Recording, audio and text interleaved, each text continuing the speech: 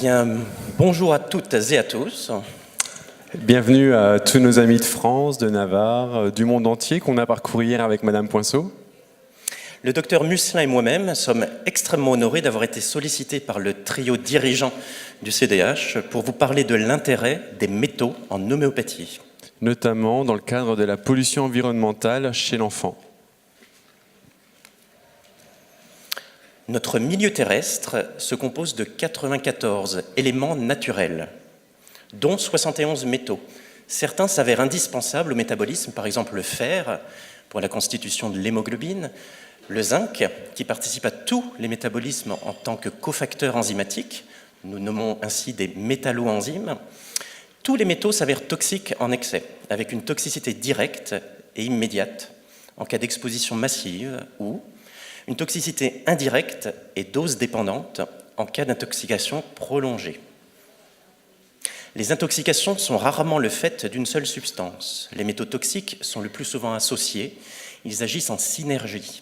Il faut rappeler l'immaturité physiologique du jeune patient, les rendant particulièrement vulnérables, une capacité d'élimination rénale moindre, une hyperperméabilité de la barrière hémato-méningée au cours des 3 premières années de vie, et enfin la singularité du fœtus pour capter les métaux de sa mère, sorte d'effet poubelle.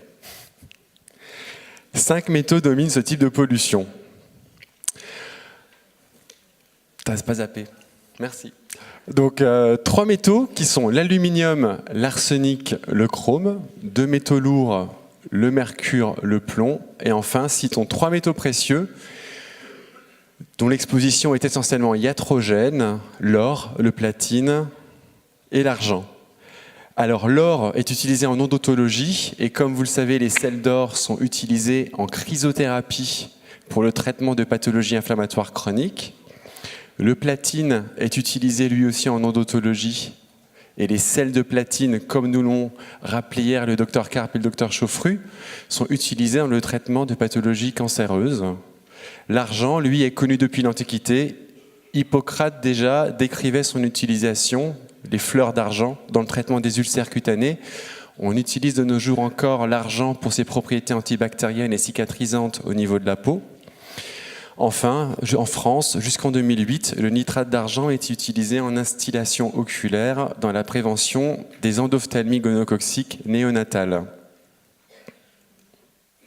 Ce qui sépare l'enfant de son environnement est fait de fines membranes semi-perméables. La peau, la muqueuse respiratoire, la muqueuse digestive. Aussi, les premiers signes cliniques d'intoxication aiguë sont-ils cutanéo-muqueux. Dans un second temps, en cas d'exposition chronique, les signes cutanéo-muqueux se complètent d'autres signes toxicologiques, des signes parenchymateux, avec en particulier une atteinte du système nerveux périphérique et du système nerveux central à l'origine de troubles cognitivo-comportementaux. Alors, comme vous pouvez le voir sur cette slide, les sources d'intoxication aux métaux pour l'enfant sont nombreuses.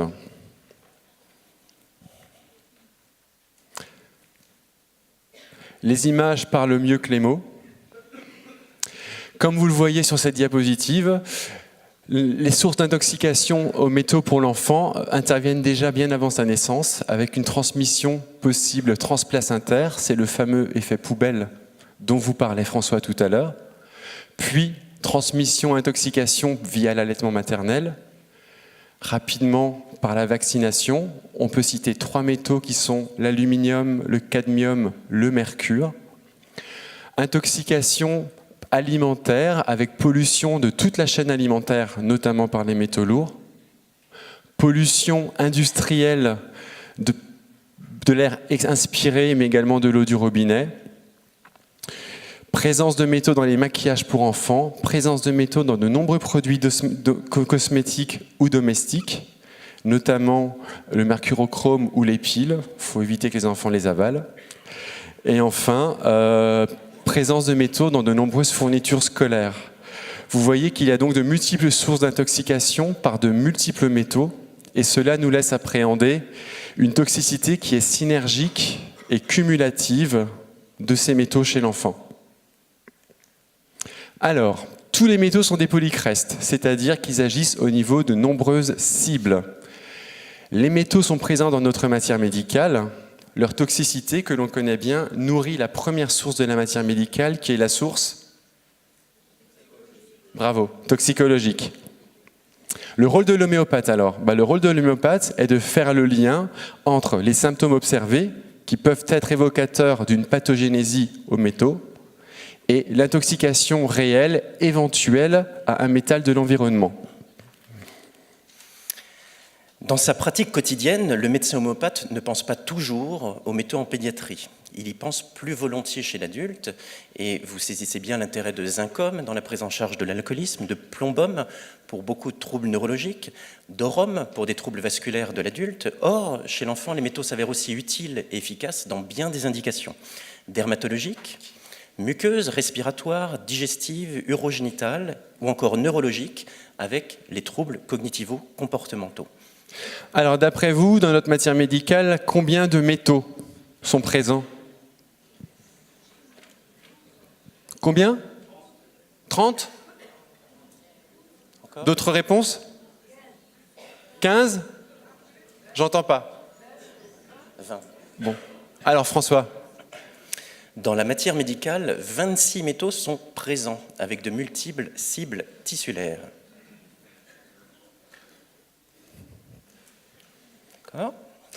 Dont nous retiendrons dans notre présentation que les 3 principales cibles, cutanées, muqueuses, neurologiques, avec pour cette dernière la singularité des troubles cognitivo-comportementaux. 3 cibles que nous allons explorer via 5 métaux que nous avons choisi d'étudier. L'aluminium, l'argent, l'or, le chrome et le mercure. Ces 5 métaux sont incontournables et on les a choisis pour la connaissance que l'on a de leur toxicité et de leurs indications cliniques en homéopathie. Première cible étudiée, les muqueuses. De nombreux métaux de la matière médicale vont être concernés par cette cible muqueuse. Ils vont provoquer des lésions, surtout au niveau des muqueuses, des voies respiratoires et digestives. Au niveau de ces muqueuses, on va pouvoir observer soit une toxicité directe locale, soit une toxicité indirecte. Dans ce cas-là, les muqueuses constituent en fait une porte d'entrée pour les métaux qui vont avoir une toxicité générale, plus globale au niveau de l'organisme, indirecte. Premier métal que l'on étudie, le nitrate d'argent. Le nitrate d'argent est le grand toxique des muqueuses. Son action toxicologique est en effet ubiquitaire au niveau de toutes les muqueuses de l'organisme. Il y provoque une inflammation à tendance ulcéro-hémorragique avec, comme vous le savez, des sécrétions qui sont mucopurulentes et parfois sanguinolentes. La sensation caractéristique d'une intoxication par le nitrate d'argent, vous le savez, est une sensation d'écharde fichée dans la muqueuse. Et donc, toutes les muqueuses vont pouvoir être concernées par une intoxication au nitrate d'argent, conjonctivale, digestive, respiratoire, urogénitale. Au niveau urologique, une intoxication à l'argent va provoquer des vertiges, des tremblements, des céphalées, des crampes.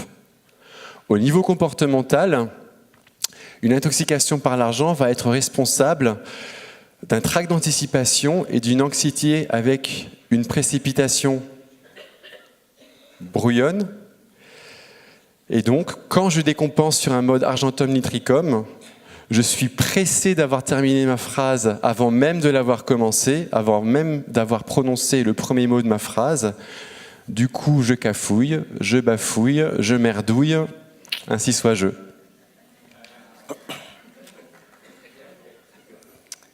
Bravo. Seconde cible retenue, la peau. La peau, donc, avec 2 types de toxicité dermatologique, une toxicité directe, avec irritation, ulcération, une toxicité indirecte, à la défaveur de blessures, constituant une porte d'entrée opportune. Parmi les 7 métaux concernés que vous pouvez lire ici, nous retiendrons dans notre présentation 2 métaux, le chrome et l'arsenic. Au niveau cutané, la toxicité aiguë du dichromate de potassium conduit à la production d'une ulcération à bord régulier, avec une exsudation visqueuse, jaune verdâtre, peu ou pas douloureuse. L'ulcération peut parfois être très profonde, atteignant alors l'os. L'exposition chronique réalise la gale du cimentier. Il s'agit d'une dermite eczématiforme faite de lésions primitives, intriquées et très prurientes. On retiendra dans les indications dermatologiques de Callium bichromicum tous les ulcères répondant à la description, les eczémas de contact volontiers impétiginisés. Les autres indications pour Callium bichromicum sont muqueuses, avec toujours ces lésions ulcératives, caractéristiques, volontiers fétides. Elles sont rhumatologiques, dans le cadre de lombosciatique, de tendinopathie. Elles sont enfin neurologiques, dans le cadre de migraines ponctiformes, avec aura. L'arsenic maintenant. Donc je vous le confirme, l'arsenic est bien un métal. Il n'est pas toxique sous sa forme métallique, et d'ailleurs, il n'est pas absorbé par l'organisme. Ce sont les formes inorganiques de l'arsenic, notamment les oxydes, qui vont être toxiques. La toxicité cutanée de l'arsenic est assez originale. Il n'y a peu, voire pas, de toxicité directe de l'arsenic. On peut parfois observer un eczéma de contact. C'est surtout une toxicité indirecte consécutive à une voie d'entrée muqueuse, en général respiratoire ou digestive. Et dans le cadre de cette intoxication indirecte chronique, on va pouvoir observer au niveau dermatologique ce qu'on appelle l'arsènomélanose, qui est une association de kératose et d'hyperpigmentation. Il faut souligner que cette arsènomélanose peut faire le lit de certains cancers cutanés. L'arsenic est un toxique ubiquitaire à partir de sa porte d'entrée muqueuse. Tous les tissus de l'organisme vont être concernés. Le maître symptôme d'une intoxication par l'arsenic est une sensation de brûlure intense, améliorée par la chaleur sous toutes ses formes. Et au niveau dermatologique, le prurite pourra être brûlant, amélioré par la chaleur. Le médicament arsenicum album. Les indications dermatologiques d'arsenicum album vont être dominées par l'eczéma. Comme vous le savez, 3 formes caractéristiques d'eczéma sont possibles. La desquamation fine, farineuse ou furfuracée. L'aspect en peau d'éléphant qui associe kératose et hyperpigmentation. Et enfin, l'œdème blanc froid sur peau atone. Les indications non dermatologiques d'arsenicum album vont être muqueuses. Vous connaissez cette inflammation à tendance ulcéro-hémorragique avec sécrétion brûlante et fétide, une atteinte parenchymateuse, hépatite, pneumopathie, atteinte surrénalienne, une atteinte infectieuse aussi bien aiguë que chronique, et enfin une atteinte générale avec altération d'état général associant cette agitation anxieuse avec peur de la mort, peur de la maladie et sensation de grande faiblesse que vous connaissez. Il faut cependant noter que le système nerveux central n'est pas une cible directe d'arsenicum album. Ces symptômes comportementaux seront en fait réactionnels à une pathologie évolutive de type arsenicum album. Et c'est là toute sa particularité.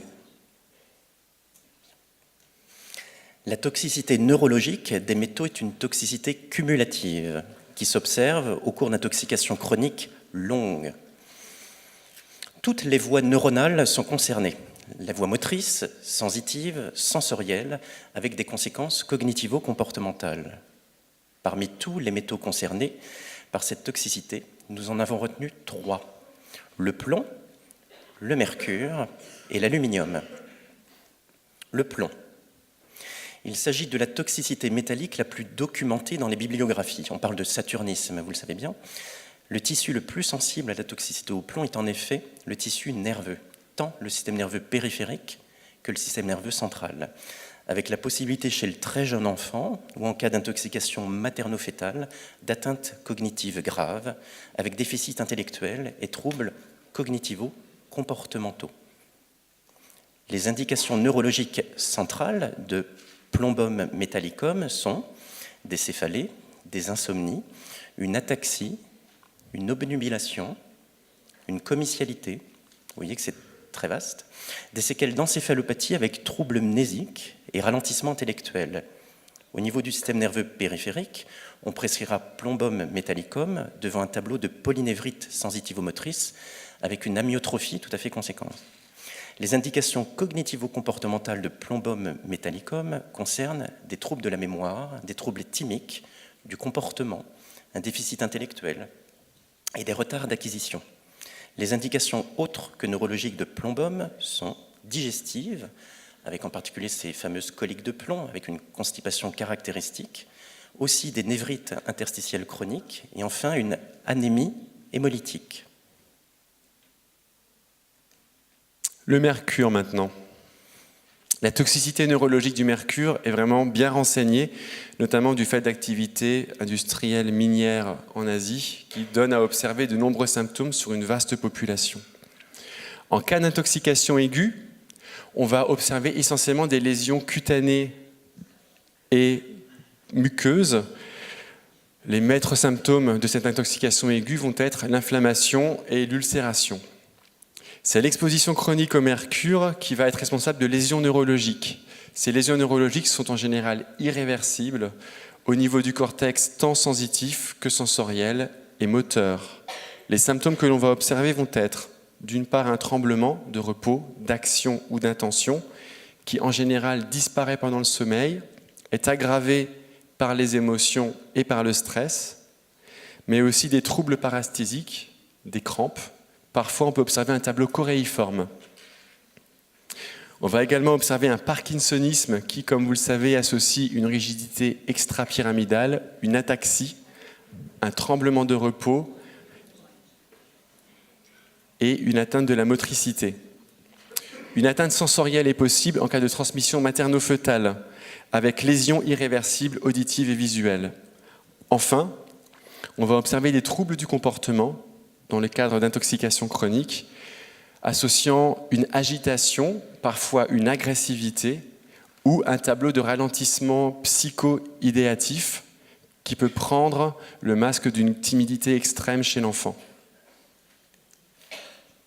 Les indications neurologiques du médicament Mercurius solubilis vont donc être le tremblement des extrémités aggravé par les émotions ou la fatigue, des céphalées, rappelons ces douleurs à périostée crânienne, une asthénie, des troubles paresthésiques et enfin certains troubles du comportement dans lesquels prédomine la violence, l'agressivité, auto- ou hétéro-agressive. Les autres indications de Mercurius solubilis, vous les connaissez. Indications muqueuses, par exemple muqueuse digestive et la fameuse bouche mercurielle que l'on cherche toujours quand on examine un patient. Indications dermatologiques qui concernent essentiellement les eczémas ou les ulcères surinfectés. Tous les symptômes justifiant la prescription de Mercurius solubilis partagent la même modalité luétique qui est, très bien, l'aggravation nocturne des symptômes. L'aluminium maintenant. L'aluminium est présent absolument partout dans l'environnement de l'enfant, avec à 95% une intoxication alimentaire, que ce soit par le traitement des eaux potables, les colorants alimentaires, les emballages industriels, etc., etc. Mais aussi une toxicité iatrogène liée aux soins prothétiques, aux vaccinations, ou encore aux antiacides à base d'hydroxyde d'aluminium. Sur l'ensemble de l'aluminium ingéré, finalement, moins de 1% vont être stockés au niveau des parenchymes, en particulier le cerveau. La toxicité de l'aluminium est bien établie dans de très nombreuses publications. Le tissu neurologique est une cible de choix, tant au niveau périphérique que central, avec aussi des conséquences cognitivo-comportementales. Il semblerait qu'une prédisposition génétique soit indispensable, ainsi qu'une cotoxicité à d'autres métaux comme le plomb, le mercure, le manganèse, ou encore une carence en cofacteurs non métalliques comme le magnésium, le fer ou le sélénium. Au niveau cutané, le maître mot est la sécheresse. Vous connaissez bien l'absence de transpiration, la peau rugueuse, parfois fissuraire. Au niveau des muqueuses, la sécheresse s'impose aussi, à l'exception toutefois de la muqueuse vaginale. qui peut présenter des leucorrhées abondantes, acides et prurientes. Au niveau osseux, on peut parler d'ostéomalacie aluminique pour compléter le topo du professeur Charvet d'hier.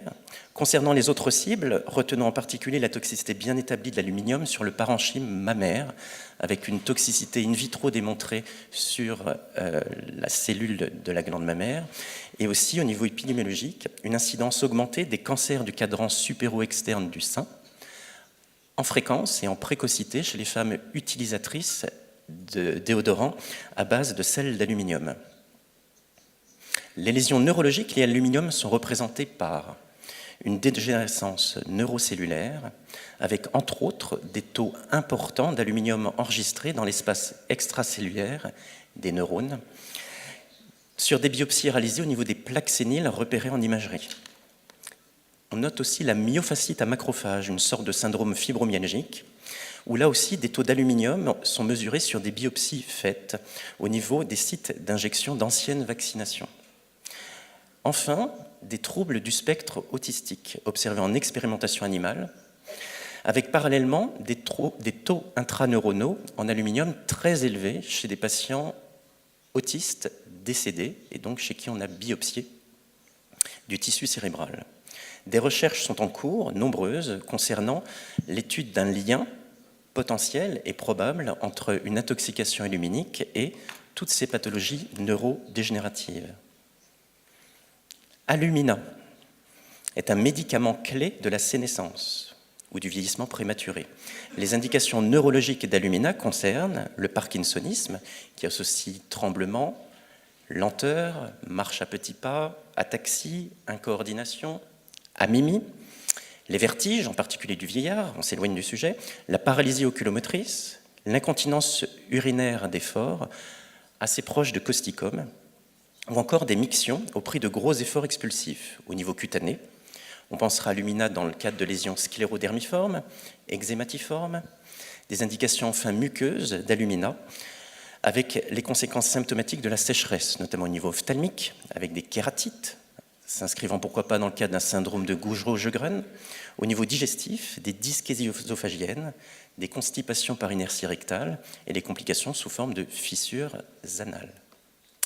Donc je prends le relais sur les fissures anales pour enchaîner et vous dire qu'on souhaitait faire un focus sur les troubles cognitifs et comportementaux. Vous le savez maintenant, une des principales cibles d'intoxication par les métaux est le système nerveux central. La plupart des métaux offrent à décrire dans leur toxicité la possibilité de troubles cognitifs. Pour illustrer notre propos, nous avons retenu deux métaux, l'or et le mercure. Commençons par l'or. Vous le savez aussi, on en a parlé tout à l'heure, ce sont les sels d'or qui sont toxiques, sels d'or utilisés en médecine dans le traitement de pathologies inflammatoires chroniques comme le lupus érythémateux disséminé, l'arthrite chronique juvénile, la polyarthrite rhumatoïde ou encore la maladie de Crohn. La toxicité de ces sels d'or va concerner toutes les cibles tissulaires. Toxicité de l'or, donc cible cardiovasculaire, avec érythmisme cardiaque, hypertension artérielle labile, puis fixée. Au niveau osseux, avec une tendance aux suppurations, vous le savez, notamment au niveau des os courts. Lésions eczématiformes au niveau cutané.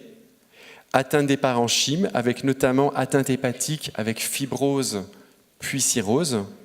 Et enfin, toxicité neurologique et neuropsychique.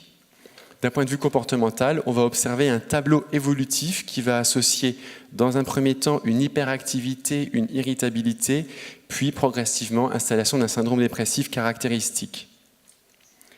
Les indications du médicament Aurum Metallicum au niveau cognitif et comportemental vont être un trouble bipolaire, alternant exaltation, excitation et dépression, et un tableau dépressif que vous connaissez, caractéristique, qui est réactionnel, avec souvent désespoir masqué, plus rien n'a de sens, plus rien ne va, tout est chaos, et un risque suicidaire majeur qui fait toute la gravité du syndrome dépressif chez Aurum.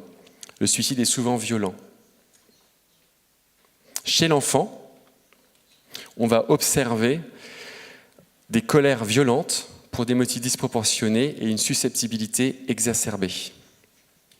Les autres indications de Aurum metallicum vont être vasculaire, hypertension artérielle, suppuration muqueuse, suppuration osseuse, notamment des os courts, mastoïdite par exemple. Et enfin, complications hépatiques de l'alcoolisme, cirrhose, fibrose, hépatopathie chronique. Pour finir, Aurum metallicum est un médicament du mode réactionnel uétique et donc comme pour Mercurius solubilis, tous les symptômes partagent cette modalité d'aggravation nocturne des symptômes. Nous avons déjà approché la toxicité du mercure au niveau de sa cible neurologique. L'intoxication chronique au mercure produit aussi des modifications du comportement à type d'agitation, d'hyperexcitabilité, voire de dépression, avec pourquoi pas comportement suicidaire. S'y associent des troubles du sommeil à type d'hypersomnie, remplacés progressivement par une insomnie totale, un peu à la manière de l'uésinum. Les indications cliniques chez l'enfant de Mercurius solubilis concerneront un enfant agité et lent à la fois. Il se présente avec une agitation cérébrale, une parole précipitée chez un enfant bavard, touche à tout. Et ce tableau clinique contraste avec un enfant lent sur le plan cognitif. Lenteur de compréhension, lenteur de mémorisation, résultats scolaires décevants, inaptitude à l'abstraction mathématique. Un enfant pour qui, vraiment, 0 plus 0, c'est vraiment la tête à Toto. Il présente aussi des troubles du comportement avec des colères brutales, des accès de violence, chez un enfant globalement susceptible, querelleur, désobéissant, fabulateur. Les symptômes justifiants de Mercurius solubilis s'aggravent la nuit, signant là encore la leuèse. Enfin, de nombreuses publications fleurissent autour d'un lien éventuel entre autisme et mercure. Certains parlent même d'épidémie de l'autisme, en particulier depuis des dizaines d'années, d'usage et de développement des vaccins à base de mercure dans le marché occidental. En France, on demeure sur le concept que l'autisme est une maladie génétique, point. À noter toutefois qu'aucun cas d'autisme n'a jamais été enregistré dans des populations strictement non vaccinées.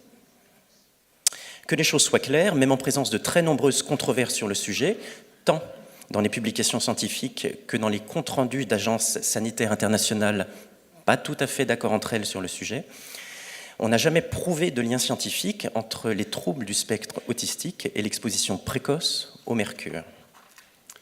Le mot que vous attendez tous, en conclusion. Ce qu'il faut retenir, les métaux sont omniprésents, tu peux zapper. Les métaux sont omniprésents dans notre environnement et dans l'environnement de l'enfant. Et il faut rappeler que l'enfant s'avère particulièrement vulnérable du fait de son immaturité physiologique. Toutes les cibles tissulaires sont concernées par la toxicité des métaux. Et cette toxicité est le plus souvent le fait de plusieurs métaux qui vont agir en synergie avec un effet cumulatif de leur toxicité au fur et à mesure de cette intoxication chronique. Certains métaux ont une forte toxicité neurologique, à l'origine donc de symptômes neurologiques, mais aussi de symptômes cognitifs et comportementaux. La prescription des métaux chez l'enfant trouvera sa place dans le cadre de certains troubles cognitifs et comportementaux.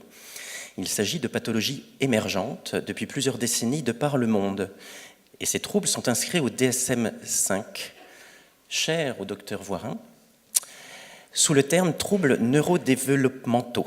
Il s'agit des tics et de l'agitation psychomotrice à type de mouvements stéréotypés, du trouble de déficit de l'attention avec ou sans hyperactivité, des troubles spécifiques des apprentissages, des troubles du spectre autistique. La présence de métaux lourds dans les pollutions environnementales modernes questionne leur responsabilité dans la prévalence croissante de ces troubles neurodéveloppementaux. La place du médecin est avant tout de rester curieux, nous semble-t-il. Il observe, il diagnostique. La place de l'homéopathe alors ?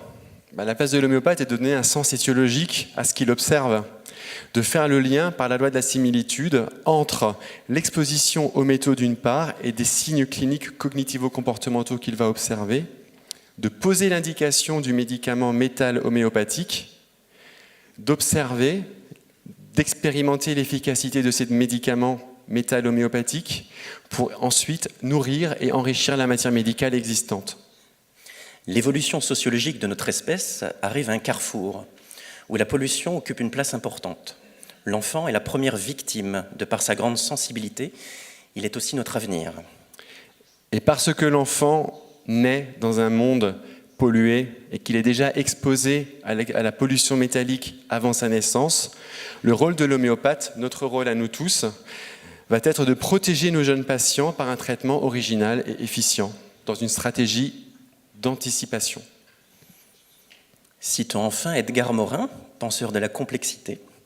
Partout, l'impératif du mieux s'impose.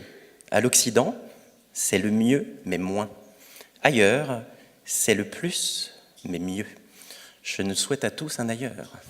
Merci. Merci. Votre intervention a suscité beaucoup de curiosité. Quelques questions que je vais vous partager. Quelques. Merci. La première concerne Aurum, puisque vous avez parlé d'Aurum, qu'on connaît bien comme un médicament chez l'adulte, et vous nous avez éclairé son côté pédiatrique. Quelle place, justement, dans votre pratique, véritablement cet éclairage de votre pratique, quelle place lui accordez-vous? Est-ce que finalement cet usage d'Aurum metallicum est si fréquent ou devrait l'être plus ou... Ah mais tous les jours, cher ami, tous les jours. Non, alors plus sérieusement, Aurum, comme vous tous, je vais y penser d'un point de vue muqueux ou osseux dans certaines infections ORL avec une tendance suppurative, notamment chez des enfants par exemple qui vont venir, qui ont des antécédents d'otite suppurée à répétition. J'ai même eu parfois en consultation, j'ai eu 2 cas d'enfants avec mastoïdite à répétition. Donc j'ai associé Aurum avec un autre médicament de suppuration chronique. Ouais, Silicea, c'est bien. Voilà, et effectivement, parfois, j'ai pu prescrire aussi Aurum dans des indications cognitivo-comportementales chez des enfants particulièrement agités, avec colère, qui ont une caractéristique d'être brusque et violente chez ces enfants. Si je vous ai bien compris, et je pense que ça va intéresser plusieurs de nos confrères ici présents dans cette salle, notamment j'ai une petite pensée pour notre ami qui vient du Caillou, de la Nouvelle-Calédonie, avec la présence effectivement d'une grosse industrie où les métaux sont présents, et justement, vous nous validez qu'il y aurait un vrai intérêt chez ces enfants à traiter en préventif, et éventuellement d'évaluer l'environnement, le risque de la pollution environnementale, si on est un peu comme à Nouméa avec toute cette industrie, et de dire pourquoi pas traiter tous ces enfants qui sont à proximité de ces mines, de ces grosses industries métallurgiques, et de prévenir toutes ces pathologies de l'intoxication. Alors un intérêt certain, comme j'ai pu le dire, et par contre, moi je répondrais comme l'a fait hier le docteur Charvet-Christel, c'est-à-dire qu'il faut rester homéopathe, et que la prescription d'un médicament homéopathique, même s'il est étiologique, doit être justifiée par la réaction individuelle du malade, l'apparition de symptômes qui appellent le médicament. C'est-à-dire qu'on ne va pas prescrire ce traitement à tous les enfants qui vivent autour d'une exploitation minière, mais on va le prescrire à condition que nous, homéopathes, observons l'apparition des premiers symptômes qui vont évoquer le médicament. Donc tu attendrais un début d'expression clinique avant de commencer à traiter? Oui, le systématique n'est pas homéopathique. L'exposition au métal est une condition sine qua non, mais pas volontairement à l'origine de symptômes à coup sûr. Il y a des co-intoxications ou des carences qui vont prédisposer des individus à développer des signes pathogénésiques liés à ces métaux. Il ne va pas falloir traiter tout le monde, parce qu'il faudrait traiter tout le monde partout, par tous les métaux, je veux dire, par les 26 métaux, mais on va cibler les gens qui ont des symptômes pathogénésiques liés aux métaux. Merci. Une autre question qui concerne un des métaux, je crois que c'est toi François, c'est cadmium, que tu as très rapidement évoqué. Est-ce que tu peux nous amener en 2-3 mots un petit éclairage sur ce métal? Alors le cadmium est un métal précieux et très rare qui a été découvert, ton année de naissance je crois, 1979, en Sibérie. Exactement. Et le cadmium, dans les signes pathogénésiques liés à cadmium, qu'est-ce qu'on observe? Des signes digestifs, des colites ulcéreuses, des gastroentérites, avec des hémorragies, des hématémèses, des mélénas. Il y a aussi une cible neurologique, avec en particulier le nerf facial.